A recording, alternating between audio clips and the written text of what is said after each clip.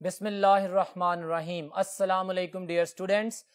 My name is Muhammad Irfan Anwar, your chemistry teacher, and today I will discuss the test number 1 of UHS topic 1, Fundamental Principles of Organic Chemistry. So let's move towards the discussion of the test. जी तो dear students, test आपके सामने है। हम अभी उसकी discussion करेंगे और देखेंगे कि हमारे लेक्चर्स के जितने भी पॉइंट्स थे उनको ध्यान में रखते हुए हम इस टेस्ट को कैसे सॉल्व करते हैं। क्वेश्चन नंबर 51 है आप लोगों के सामने, स्टेटमेंट में पढ़ रहा हूं। Which one of the following is incorrect prefix for the functional group in polyfunctional organic compounds. एक टेबल बना हुआ है, उसमें उन्होंने कुछ फंक्शनल ग्रुप्स लिखे हैं, आगे उनके नाम लिखे हैं। हमने इनकरेक्ट ऑप्शन को देखना है।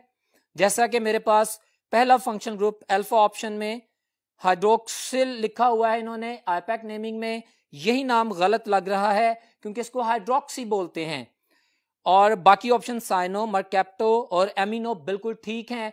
लिहाजा क्वेश्चन नंबर 51 का answer very simple, alpha option incorrect है।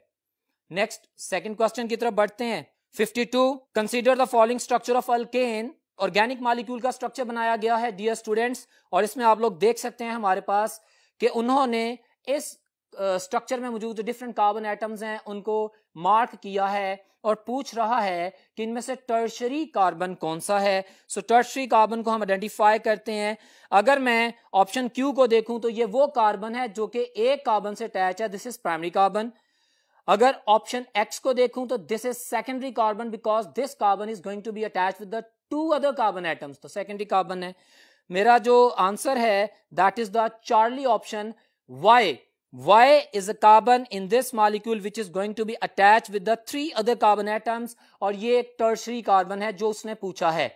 तो इस क्वेश्चन नंबर 52 का आंसर चार्ली है मेरे पास। और for the extra information you better know कि हमारे पास जो Z ऑप्शन है दैट इज क्वाटर्नरी कार्बन, जो कि मेरा आंसर नहीं है, लेकिन आपको बता दिया कि प्राइमरी, सेकेंडरी, टर्शरी और क्वाटर्नरी कार्बन क्या होते हैं। बहरहाल मेरे पास क्वेश्चन नंबर जो 52 है उसका आंसर है चार्ली। ओके, आप इसका सोल्यूशन भी देख सकते हैं, हाईलाइट किया गया है। डियर स्टूडेंट्स, नेक्स्ट क्वेश्चन है question number 53। Question number 53, consider the following statement for a functional group. Okay, different statements हैं। It serve as a basis for the nomenclature of the organic compound. Okay, देख लिया। It serves to classify organic compounds into the different classes. Clear. It is a site of chemical reaction. तो ये तीनों बातें ठीक हैं। अब statement क्या है, कहता है which of the above statement is correct for the functional groups. तो my dear students, delta is my answer. ये तीनों स्टेटमेंट्स ठीक हैं। फंक्शनल ग्रुप ही रिएक्टिव साइट होती है, वही फैमिली को रिप्रेजेंट करता है, तो ये तीनों स्टेटमेंट्स जो हैं वो बिल्कुल ठीक हैं। नेक्स्ट क्वेश्चन की तरफ बढ़ते हैं, क्वेश्चन नंबर 54 की तरफ। According to which of the following theories organic compounds can only be obtained from the living organisms. My dear students, the very popular theory of the organic compounds which was presented by J. Berzelius and which was rejected by Friedrich Wöhler in 1828, and that theory was the vital force theory. This was the definition of a vital force theory, that organic compounds can only be prepared by the vital force which is present in the living organisms. So my answer is the Charlie option, जो कि vital force theory है। बाकी जो theories हैं वो irrelevant हैं। Lewis theory आप जानते हैं कि that is something else about the structures. Laurie Bronsted जो story है that's about the acids and the bases, protonine, और हमारे पास जो suitable answer है that is Charlie, very simple. Question number 55 की तरफ बढ़ते हैं। Identify the correct statement. Option A, cracking involves chemical breakdown of the long chain hydrocarbons into the smaller molecules only. My dear students, only बोला तो इसका मतलब है कुछ और भी कहेंगे। दिखने में वाजे तौर पे ये थोड़ी वाजे और क्लियर स्टेटमेंट है। Beta option, reforming involve conversion of the straight chain alkanes into the branch chain alkanes and aromatic hydrocarbons only. तो मेरे पास ये दोनों स्टेटमेंट्स ठीक हैं। अगर मैं for the time being only word को स्किप करूं और अल्फा और बीटा दोनों ऑप्शंस को मैच करूं तो मेरे पास ये करेक्ट आंसर है। Reforming is used to increase the octane number and that octane number is increased by increasing the chains of the molecules. तो मेरे पास ये दोनों ऑप्शन ठीक हैं। चार्ली ऑप्शन मेरा आंसर है। बोथ ए एंड बी उन्होंने ऑप्शन दी है, so I am going to answer that. Next question, question number 56 पे चलते हैं। Branching tends to make an alkane more dash and thus the boiling point dash. My dear students, हमने पढ़ा था कि जब हम किसी भी स्ट्रेट चेन अल्केन की ब्रांचेस बढ़ाते हैं तो हमारे पास ब्रांचेस बढ़ने से जो दो चेन्स हैं उनके दरमियान इंटरेक्शन कम हो जाता है, इंटरमोलेकुलर फोर्सेस वैसे भी कम हो जाती हैं क्योंकि स्ट्रेट चेन का साइज बड़ा होता है, उसकी पोलराइजेशन ज्यादा होती है, जिसकी वजह से लंडन डिस्पर्शन फोर्सेस का फिनोमिनन डोमिनेट करता है, तो उस वजह से हमारे पास उसका बॉइलिंग पॉइंट ज्यादा हो जाता है। अब वो स्टेटमेंट में ये पूछ रहा है मुझसे कि branching tends to make the alkane more asymmetric. Yes of course, जब मेरे पास ब्रांचेस आ जाएंगी तो जब उसको मैं कट डाउन करूंगा तो मेरे पास वो एसिमेट्रिकल स्ट्रक्चर आएगा और ब्रांचेस बढ़ने से बॉइलिंग पॉइंट डिक्रीज कर जाएगा। सो इन तमाम सुटेबल्स ऑप्शंस में मेरे पास आंसर है Charlie. Charlie is the correct option. मेरे पास जो पहली खाली जगह है उसमें एसिमेट्रिक आएगा और दूसरे में डिक्रीज आएगा। आप इसका सोल्यूशन और डिस्कशन देख भी सकते हैं। Question number 57, which of the following is incorrect? Name for the derivative of the carboxylic acids. My dear students, हमने लेक्चर में पढ़ा था, जब nomenclature carboxylic acid का पढ़ रहे थे तो हमने derivatives of carboxylic acid की बात की थी और उनके नामों की भी बात की थी। अब उससे रिलेटेड क्वेश्चन है, सो बी वेरी विजिलेंट। उसने कहा कि इनकरेक्ट स्टेटमेंट ढूंढनी है। हमारे पास जो पहला अल्फा ऑप्शन है दैट इज एसिटाइल क्लोराइड, इसका आईपैक नेम बिल्कुल ठीक लिखा हुआ है एथेनॉइल क्लोराइड। और मैंने कहा था कि आप लोगों को जब भी नेम्स का पता होगा या क्वेश्चन किया जाएगा तो आपको common names plus IUPAC names दोनों का पता होना चाहिए। B option methyl formate, exactly इसको मिथाइल मेथेनोएट कहते हैं आईपैक में। ये दोनों ऑप्शंस ठीक हैं। चार्ली ऑप्शन वो कह रहा है प्रोपियोनेमाइड और ये इसका गलत नाम ले रहा है, इसको एसेटेमाइड बोलते हैं।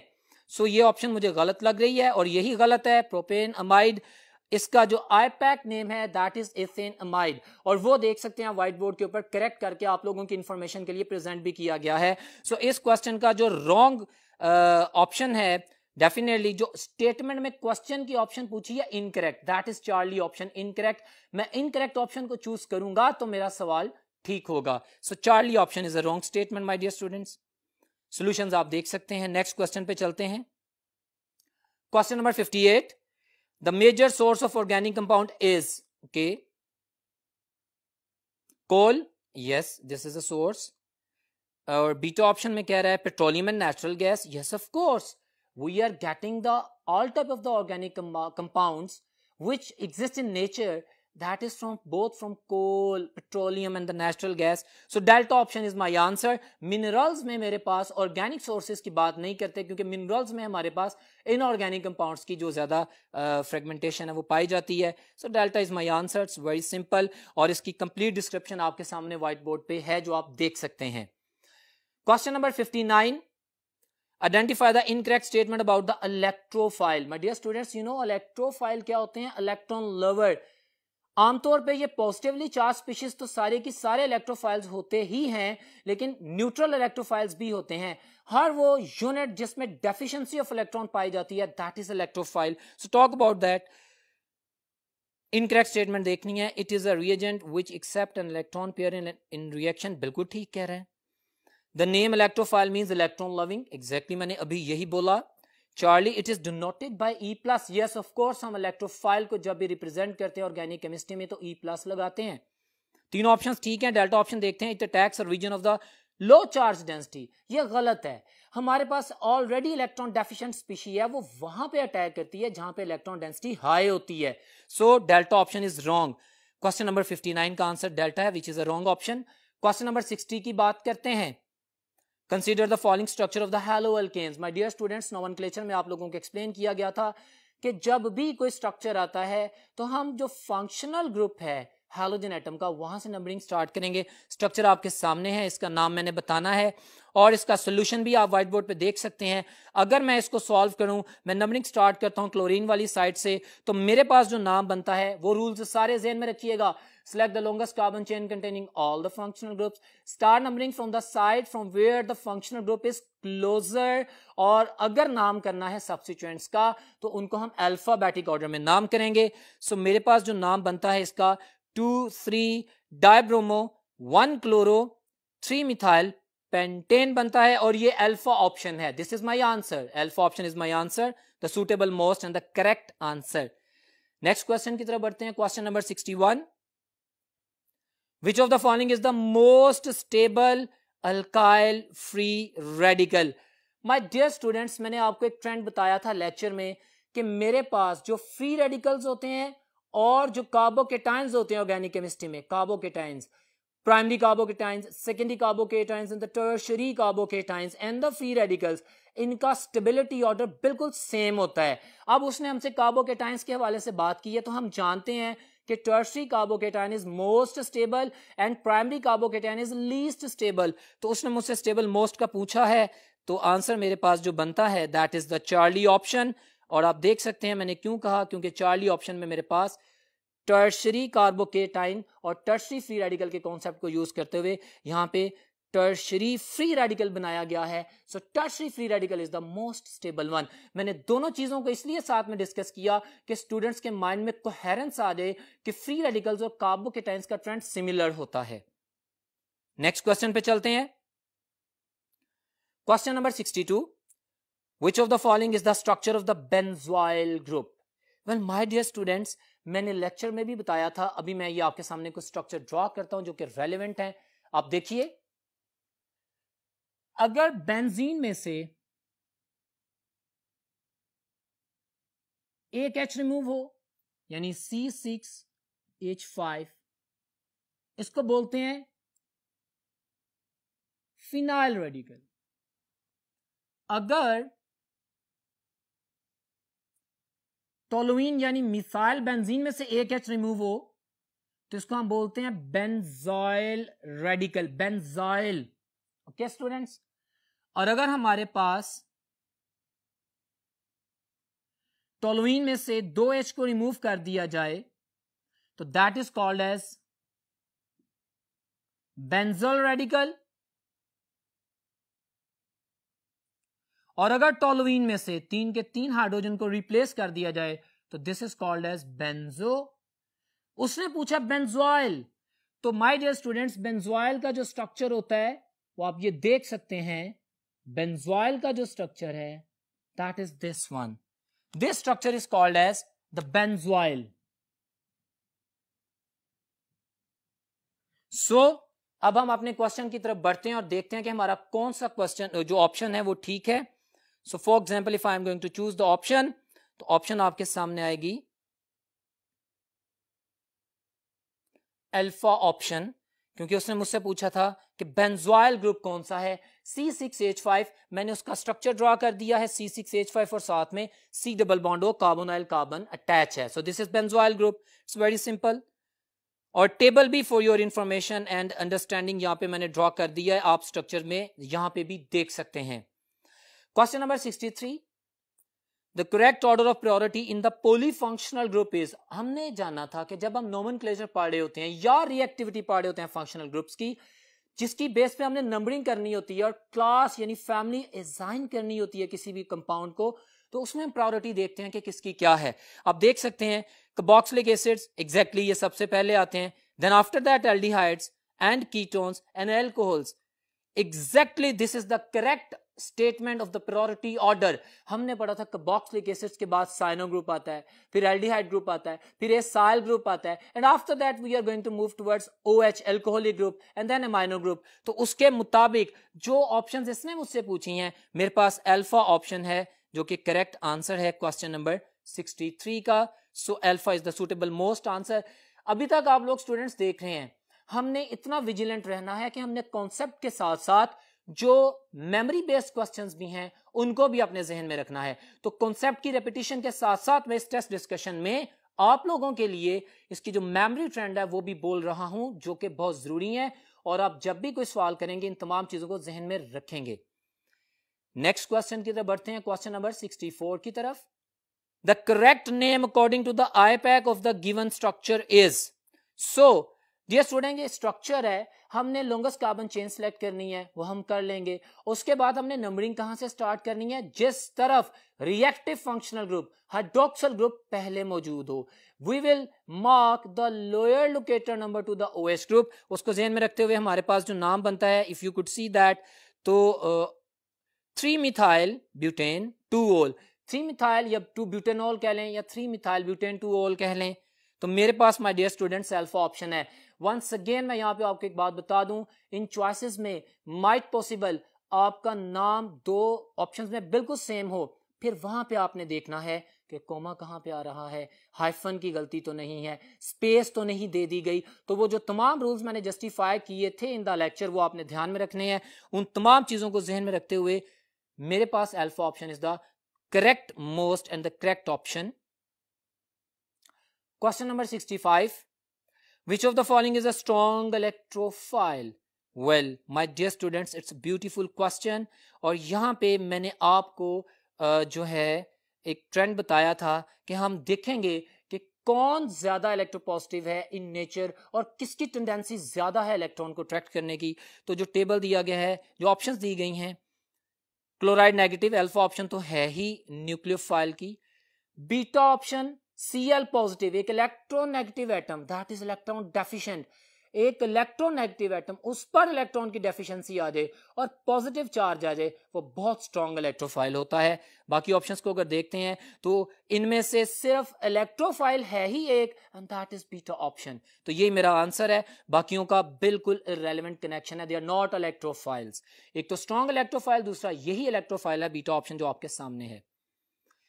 क्वेश्चन नंबर 66 है, the IPAC name of the structure is given in front of you, my dear students, for your convenience। आप देखें मैंने एक सॉल्व किया हुआ है, पूरा स्ट्रक्चर ड्रॉ किया हुआ है, आप देख सकते हैं आपके सामने है। तो उस स्ट्रक्चर को जब मैंने ओपन किया है, जो कॉम्प्लेक्स स्ट्रक्चर जो मैंने सिखाया था आप लोगों को लेक्चर में कि किस तरह स्ट्रक्चर ड्रॉ करना है, हमने किस तरह स्केलेटन ड्रॉ करना है, तो वो आपके सामने आता है। तो इसका जो नाम बनेगा, लॉन्गेस्ट कार्बन चेन आप देख सकते हैं 1 2 3 4 और अपवर्ड इथाइल ग्रुप की तरफ नंबरिंग करेंगे। So my answer will be the 2 2 4 trimethyl hexane. यहां पे आपकी ये प्रैक्टिस काम में आई कि जरूरी नहीं कि लॉन्गेस्ट कार्बन चेन हमेशा स्ट्रेट ही हो, आपको जो भी स्ट्रक्चर दिया जाएगा आप पहले उसे एक्सपोज करेंगे, फिर आप उसकी नंबरिंग करेंगे। बिल्कुल relax management, you does not matter about कि आप लोग नंबरिंग जब कर रहे हैं तो लॉन्गेस्ट कार्बन चेन डिस्टर्ब हरगिज नहीं होनी चाहिए। ठीक हो गया। तो ये सिंपल प्रैक्टिसेस हैं जो आप लोगों को लेक्चर में करवा दी गई थी। Charlie option is my answer. Next question की तरफ बढ़ते हैं। क्वेश्चन नंबर 67 है, which of the following is not organic compound? Okay, urea organic compound है, ग्लूकोज ऑर्गेनिक कंपाउंड है, beta option ammonium cyanate. Dear students, you know Friedrich Wohler ने जब accidentally urea को डिस्कवर किया था 1828 में और वाइटल फोर्स थ्योरी को रिजेक्ट किया था, तो वो बेसिकली अमोनियम साइनेट बनाना चाह रहा था जो कि एक इनऑर्गेनिक कंपाउंड है, और वो इनऑर्गेनिक कंपाउंड ऑटोमेटिकली हीट की प्रेजेंस में कन्वर्ट हो गया था यूरिया में। तो यहाँ पे उसने इस कॉन्सेप्ट को यूज करके पूछा है कि अमोनियम साइनेट ऑर्गेनिक है कि इनऑर्गेनिक है। डेफिनेटली अमोनियम साइनेट इनऑर्गेनिक है। अगर अमोनियम साइनेट बन जाता तो हम कहते कि भाई वाइटल फोर्स थ्योरी करेक्ट है, क्योंकि ऑर्गेनिक कंपाउंड तो लैब में नहीं बन सकता, लेकिन अमोनियम साइनेट एक इनऑर्गेनिक कंपाउंड है जो नहीं बना लैब में। ठीक है, तो उसके बाद यूरिया बनने की वजह से वाइटल फोर्स थ्योरी को रिजेक्ट किया गया। I am repeating the whole story for you people so that you can ultimately understand the original story. Question number 68 है, which of the following is a alicyclic compound? Okay, is an alicyclic compound. Naphthalene aromatic है, हम जानते हैं, दो fused rings है, that is the naphthalene structure. Beta option cyclohexene. Exactly, हमने कहा था कि एलिसाइक्लिक कंपाउंड्स वो होते हैं जिनमें 3 से ज्यादा कार्बन एटम का रिंग पाया जाए। डेफिनेटली मिनिमम में द स्मॉलेस्ट रिंग जो वो 3 कार्बन का होगा, और उनमें से कोई भी बेंजीन से मिलता हुआ ना हो। बेंजीन के स्ट्रक्चर के अलावा जितने भी रिंग्स ऑर्गेनिक कंपाउंड के होमोसाइक्लिक के पाए जाते हैं, they are alicyclic in nature. So मेरे पास बीटा ऑप्शन साइक्लोहेक्सीन है, और बाकियों के स्ट्रक्चर आप देख सकते हैं फॉर योर अंडरस्टैंडिंग। आपके सामने सोल्यूशन में मौजूद है, ड्रॉ कर दिए गए हैं। नेफ्थलीन का भी स्ट्रक्चर, और इसके अलावा नियो पेंटेन का भी स्ट्रक्चर, और पायरिडीन का भी स्ट्रक्चर। क्वेश्चन था कि एलिसाइक्लिक कौन सा है, तो 4 तो beta is my answer, beta is my answer cyclohexene. Question number 69, consider the following structural formula. Now once again trend chemistry, वो जो फंक्शनल ग्रुप की प्रायोरिटी लिस्ट मैंने अभी थोड़ी देर पहले भी आपसे डिस्कस की और मैंने लेक्चर में भी डिस्कस किया था, उसको ध्यान में रखते हुए आपने नेमिंग करनी है। हम जानते हैं कि अगर हमारे पास एक रिंग के साथ डिफरेंट फंक्शनल ग्रुप्स अटैच हों तो हम देखेंगे कि प्रायोरिटी लिस्ट में पहले कौन आता है। जो प्रायोरिटी लिस्ट में पहले आता है उसको नंबर 1 असाइन करेंगे। सो कार्बोक्सिलिक एसिड को अगर हम नंबर 1 असाइन करें तो मेरे पास इस कंपाउंड का जो नाम आता है आईपैक रूल्स के मुताबिक, that is the Charlie option, 2 amino 3 chlorobenzoic acid. और इसकी डिस्क्रिप्शन भी आपके सामने सॉल्व कर दी गई है। हमने जब नंबर 1 असाइन कर दिया तो फिर नंबर 2 उसको असाइन करना है। बाकी सब्स्टिट्यूएंट को इस तरह नंबरिंग करनी है कि बाकी सब्स्टिट्यूएंट्स का जो नंबर है वो लोअर लोकेटर नंबर आए। ठीक है, सो ये तमाम बातें जो हम लेक्चर में डिटेल में पढ़ के आए हैं, that they are going to be repeated here. Next question, question number 70, which of the following is comparatively weaker nucleophile. अच्छा, न्यूक्लियोफाइल्स आपको दे दिए गए हैं, अब वीकर न्यूक्लियोफाइल कौन सा होगा। डियर स्टूडेंट्स, आप लोग जानते हैं कि मैंने आपको एक ट्रेंड लिखवाया था लेक्चर में। मैंने कहा था कि nucleophilicity is inversely proportional to the electronegativity. जितनी ज्यादा किसी यूनिट की इलेक्ट्रोनेगेटिविटी होगी उसकी बेसिसिटी ज्यादा होगी, लेकिन उसकी न्यूक्लियोफिलिसिटी कम होगी। उसने इस चीज को पूछा है कि वीकर न्यूक्लियोफाइल कौन सा है। कुछ भी पूछ ले, वो हमसे स्ट्रॉन्गर पूछ ले। जब मेरे जहन में एक ट्रेंड है जो मैंने आपको सिखा दिया था कि nucleophilicity is inversely proportional to the electronegativity और nucleophilicity is directly proportional to the size. तो इन सारी चीजों को जहन में रखते हुए मेरे पास जो स्ट्रॉन्गेस्ट इलेक्ट्रोनेगेटिव डेल्टा ऑप्शन है, मेरा आंसर फ्लोरीन की इलेक्ट्रोनेगेटिविटी सबसे ज्यादा होती है, इसमें नेगेटिव चार्ज है, इट्स अ न्यूक्लियोफाइल, इसका साइज भी स्मॉलर है और इसकी बेसिसिटी भी ज्यादा है। सो ये चारों ट्रेंड्स मैं बार बार इसलिए बोल रहा हूं माय डियर स्टूडेंट्स कि एमडी कैट में आपसे इस कॉन्सेप्ट को किसी भी तरह से कोई पूछ ले, you will be able to answer that. Delta option. Question number 71, all of the following show functional group isomerism except. Negative question है। मैंने आपको बताया था कि एंट्रेंस टेस्ट में जो नेगेटिव क्वेश्चन होता है जिसमें एक्सेप्ट या इनकरेक्ट की ऑप्शन आती है, ये बड़े टेक्निकल क्वेश्चंस होते हैं। इसमें आप लोगों को सारी स्टेटमेंट्स सही दी गई होती हैं, आपने गलत को चूज करना होता है। उसकी स्टेटमेंट है all of the following show functional group isomerism except. तो अगर मैं देखूं तो alcohol and ethers, yes they show the functional group isomer of each other. अगर इनका मोलेकुलर फार्मूला सेम है और दो स्ट्रक्चर्स में एक अल्कोहलिक ग्रुप है और एक ईथर है तो they are functional group isomers.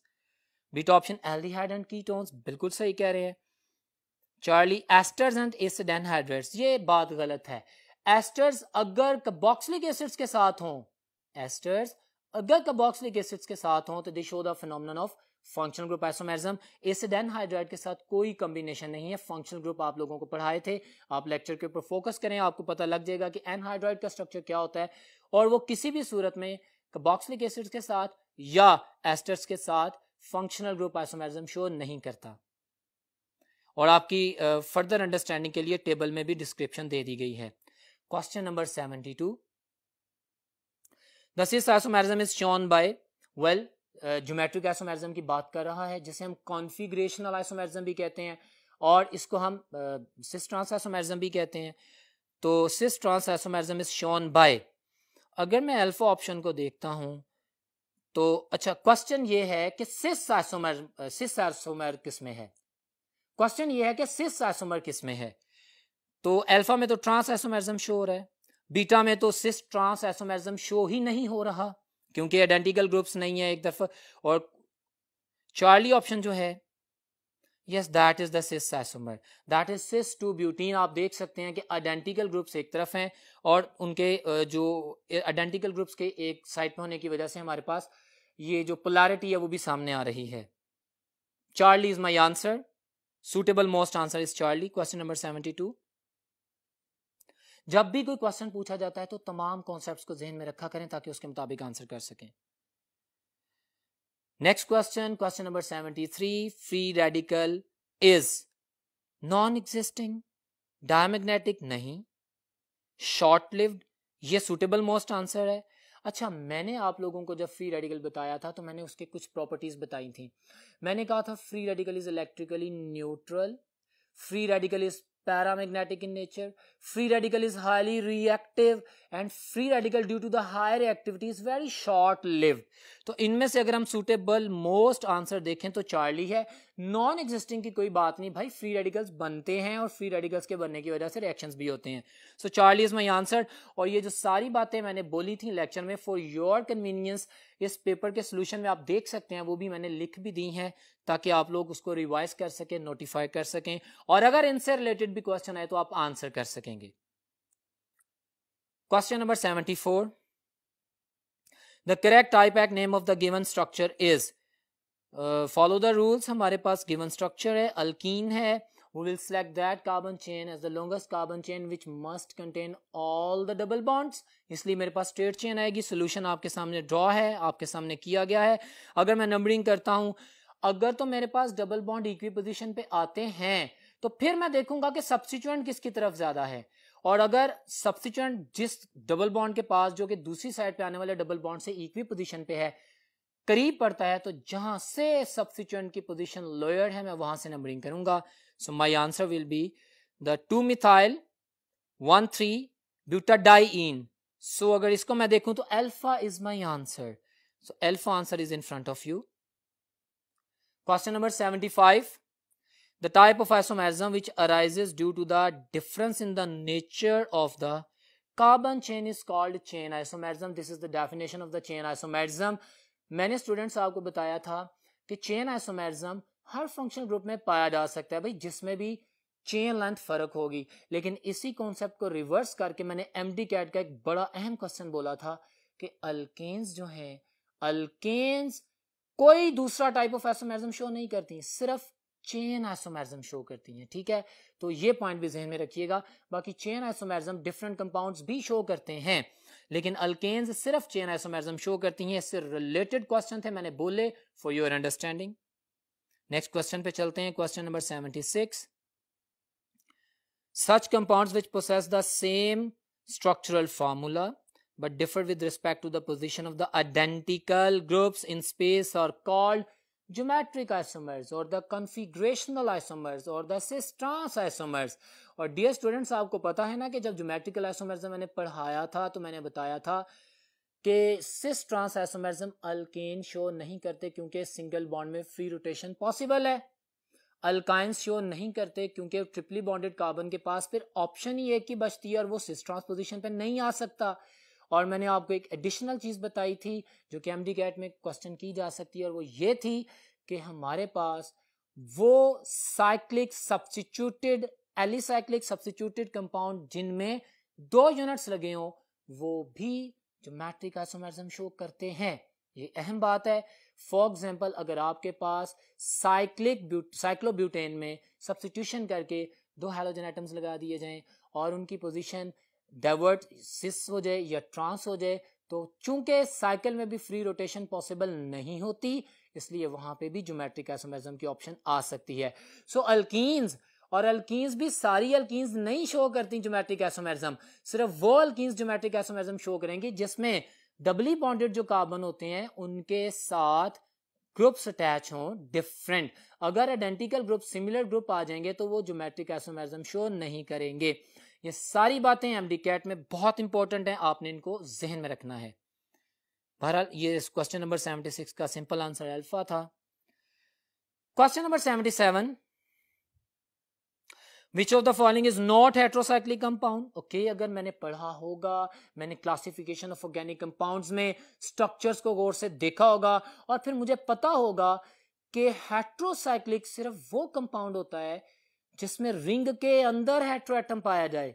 इसके अलावा अगर रिंग के बाहर भले कितने मर्जी हेट्रोएटम्स लगे हों उसको हम हेट्रोसाइक्लिक नहीं बोलेंगे। सो इन क्वेश्चंस में हम देखते हैं, पायरोल की बात करते हैं। आपके सामने मैंने स्ट्रक्चर भी ड्रॉ कर दिया माय डियर स्टूडेंट्स, आप देख सकते हैं। तो पायरोल का स्ट्रक्चर भी आपके सामने है, दैट इज हेट्रोसाइक्लिक कंपाउंड। हमारे पास फ्यूरेन का स्ट्रक्चर है, heterocyclic compound. Aniline, imino benzene, ring benzene का, बेंजीन रिंग में कोई हेट्रोएटम नहीं है। एनिलीन का जो नाइट्रोजन एटम है वो रिंग से बाहर है, so this is homocyclic. This is homocyclic. Aniline is not heterocyclic. This is my answer. Charlie option है. And it's a good question for your understanding. What if I shall add something here in the question? My dear students, ये आपके सामने जो सारे structure बनाए गए हैं for your understanding, MD CAT का एक बड़ा खूबसूरत सवाल है कि रेजोनेंस कौन शो करेगा, मीजोमैरिज्म कौन शो करेगा. हमने पढ़ा था कि जब हमारे पास डीलोकलाइजेशन ऑफ द पाइलेक्ट्रॉनिक क्लाउड होगी तो वहां पे रेजोनेंस होगी.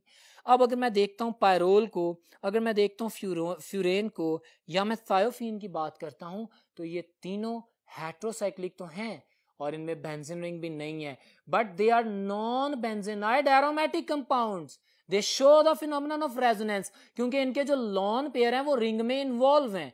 तो ये भी याद रखिएगा. बहरहाल अगर हम अपने इस क्वेश्चन की तरफ जाएं सिंपली, तो answer to my question was the Charlie option. Question number 78. 2-butanol has correct structure according to the IPAC. तो my dear students, मैंने आपको बताया था कि जब भी आप किसी भी स्ट्रक्चर को ड्रा करते हैं नाम से, तो पहले हम उसकी चेन को ड्रा करते हैं. आप देख सकते हैं सोल्यूशन में मैंने लिखा हुआ है. तो 2-butanol का जो स्ट्रक्चर मेरे पास आ रहा है that is alpha option. Very simple option. 2 position पे OH ग्रुप मौजूद है जी. Question number 79. Mark the incorrect statement for the cis trans isomerism. Incorrect statement देखनी है जी मैंने. Having carbon carbon double bond, yes जरूरी है डबल बॉन्ड हो. Different groups are attached with the carbon containing double bond, बिल्कुल सही कह रहा है. Double bond involves free rotation. Who says ये रॉन्ग है भाई. डबल बॉन्ड में फ्री रोटेशन नहीं होती, तभी तो हमारे पास cis and trans isomerism show होता है. अगर फ्री रोटेशन पॉसिबल हो जाए जैसा कि अल्केन में है, तो हमारे पास कोई सिस कोई ट्रांसफॉर्म नहीं होगा. हमारे पास ज्योमेट्रिक आइसोमेरिज्म या सिस ट्रांस आइसोमेरिज्म शो करने के लिए कंडीशन लाजमी है कि हमारे पास फ्री रोटेशन रिस्ट्रिक्टेड हो, नो फ्री रोटेशन. तो इनकरेक्ट स्टेटमेंट चार्ली है जो कि आपके सामने है. Next question, question number 80. Consider the following structure of an alcohol. My dear students, आप देख सकते हैं कि नोमेनक्लेचर में मैंने जो स्ट्रक्चर ड्रॉ करना, स्ट्रक्चर की नेमिंग और वो जो तमाम रूल्स तमाम फंक्शन ग्रुप से एसोसिएटेड बताए थे वो किस कदर इंपॉर्टेंट हैं कि उनसे रिलेटेड क्वेश्चंस आ रहे हैं. स्ट्रक्चर देखते हैं. हम इस स्ट्रक्चर को देखने के बाद इसका नाम असाइन करेंगे. सबसे पहले तो मैं लॉन्गेस्ट कार्बन चेन सेलेक्ट करता हूं.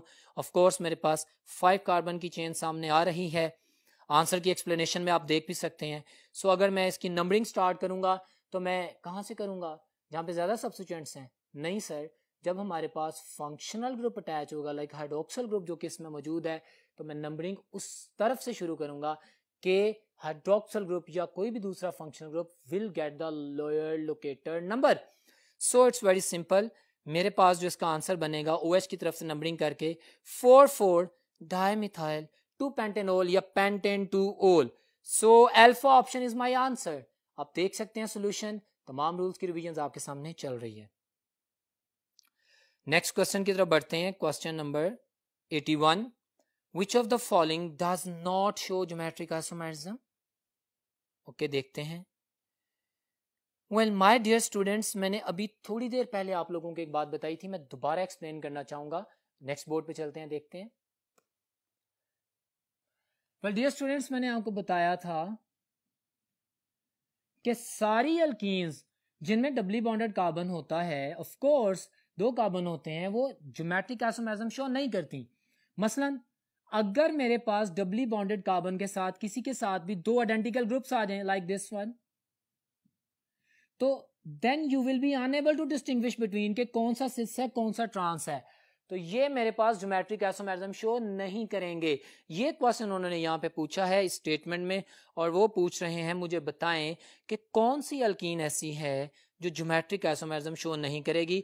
तो अल्फा ऑप्शन भी मैं देख रहा हूं कि 2 डबली बॉन्डेड कार्बन में से एक डबली बॉन्डेड कार्बन के साथ 2 सिमिलर एटम या ग्रुप्स अटैच होंगे. तो ब्रोमीन के 2 एटम्स अटैच हैं, तो it will not show the geometric isomerism. Clear? तो alpha option is my answer. Next question, question number 82. Which of the following is incorrect statement about the class of organic compounds? A option, acyclic है, it is the type of the compound. बिल्कुल ठीक कह रहा है, जो open chain है. Beta option, alicyclic, it is the type of the homocyclic compounds which contain a ring of only 4 और मोर, यहां पे गलती आ गई। रिंग मिनिमम 3 कार्बन से स्टार्ट हो जाता है। मिसाल के तौर पर अगर आप देखते हैं तो मैं आपके सामने प्रेजेंट करता हूं। ये मेरे पास एक रिंग है, this is cyclopropane, this is alicyclic compound. तो 4 वाली बात की वजह से ये स्टेटमेंट रॉन्ग हो जाती है। Be very smart in answering the questions. और उन्होंने जो मुझसे ट्रिक किया था उसको मैंने पिकअप कर लिया है और मैंने कहा कि मेरे पास जो इनकरेक्ट स्टेटमेंट है वो बीटा है, क्योंकि इसमें उसने वर्ड 4 का बोला है, हालांकि एलिसाइक्लिक कंपाउंड 3 से स्टार्ट हो जाते हैं। नेक्स्ट क्वेश्चन की तरफ बढ़ते हैं। Question number 83, consider the following structural formula. Okay, the nomenclature, I will select the longest carbon chain which must contain the double bond. Okay, उसके बाद नंबरिंग किस तरफ से, जहां पे डबल बॉन्ड ट्री पड़ता है। सो मैंने इन रूल्स को अपने सामने रखा और जब मैंने इसकी नेमिंग करने की कोशिश की तो मेरे पास इसका जो नाम बनता है that is 2,5,5 trimethyl hexene. So alpha option is my answer. Alpha option is the very simple answer of the nomenclature question. तो 83 में आप अल्फा ऑप्शन को करेक्ट करेंगे। इसका सोल्यूशन भी आप देख सकते हैं। Question number 84, which of the following cannot show metamerism? What is metamerism? The metamerism is a type of structural isomerism. क्या होता है? जिसमें फंक्शनल ग्रुप के दोनों तरफ unequal distribution of alkyl chain होती है। दो ऐसे मॉलिक्यूल जिसमें उन दोनों मॉलिक्यूल्स का मोलेकुलर फार्मूला तो सेम है, लेकिन अगर अल्काइल चेन लेंथ को देखें तो उन दोनों मॉलिक्यूल्स में चेन लेंथ डिफरेंट होनी चाहिए। That is metamerism. सो उसने कहा कि कोई नहीं शो कर रहा, तो ऑप्शन ए इथॉक्सी इथेन जो है ये करता है, क्योंकि दोनों तरफ इथाइल चेन्स है। अगर मैं एक तरफ मिथाइल लगा दूं और दूसरी तरफ एन प्रोपाइल चेन लगा दूं तो शो करेगा। Beta option, butanone is my answer. Why butanone? आप देख सकते हैं सोल्यूशन में, ब्यूटेनॉन को किसी भी तरह से लिखें, उसके जो कीटोनिक ग्रुप है कार्बोनाइल कार्बन है, उसकी एक साइड पे मिथाइल और दूसरी तरफ इथाइल ही आएगा। So that's the option, the beta option. My answer very simple, structure आपके सामने ड्रॉ किए गए हैं जी। Question number 85, the last question of the paper. Consider the following structure formula of ketone. Okay, structure देख रहे हैं हम। डियर स्टूडेंट्स, उसने वंस अगेन नोमेनक्लेचर को बेस बनाया है। मैंने कहा था कि हम select the longest carbon chain which must contain all the functional group, then we start numbering. Numbering कहां से करेंगे? जहां से functional group will get the lower locator number. बिल्कुल उसी फिनोमेनन को ध्यान में रखेंगे। आप सॉल्यूशन भी देख सकते हैं, मेरे वर्ड्स भी बार बार सुन रहे हैं, मैं आपको बता रहा हूं। तो मैंने लॉन्गेस्ट कार्बन चेन को सिलेक्ट किया और नंबरिंग स्टार्ट की कार्बोनाइल कार्बन से। तो मेरे पास जो आंसर आता है that is 3,3 dimethyl 2 pentanone. So 3,3 dimethyl 2 pentanone, alpha option is my answer. Well dear students, that was the discussion of the test 1 जो कि आपके सामने की गई। तमाम सवालों को डिस्कस किया गया। कोशिश की गई है कि इस एक टेस्ट की डिस्कशन में हमारे तमाम लेक्चर की रिवीजन भी हो जाए, which is very useful for you people. I hope कि आपको समझ आया होगा और इंशाल्लाह ताला मजीद अंडरस्टैंडिंग के लिए आप इसकी बेहतरीन तैयारी करेंगे और अच्छा टेस्ट करेंगे। नेक्स्ट लेक्चर में दोबारा मुलाकात होगी, तब तक अल्लाह हाफिज।